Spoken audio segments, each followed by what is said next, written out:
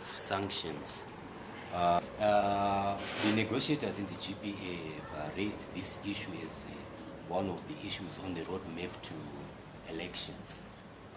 If this issue is not solved or looked at, don't you think the Americans will be accused of denying Zimbabweans the right to have a free and fair election? And also the second question, if elections do come, what part do you, as Americans, think you would want to play to make sure that the ground is free and fair so that we don't repeat the last? Okay, I mean, I think that to raise an issue over which you have no control as a precondition over actions that you have a responsibility to take sounds suspiciously to me like you're trying to create an excuse not to do what you don't want to do. And so to say, oh, if you don't lift sanctions, you're denying elections, it sounds to me like the people who suddenly threw that in as a precondition are the ones who are denying you the election.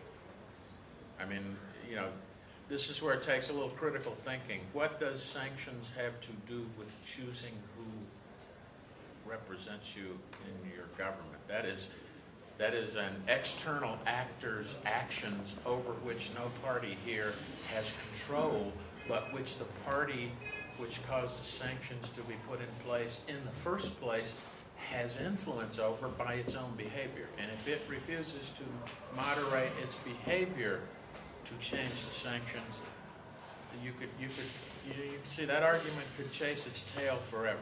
The role that we play is to provide support as requested.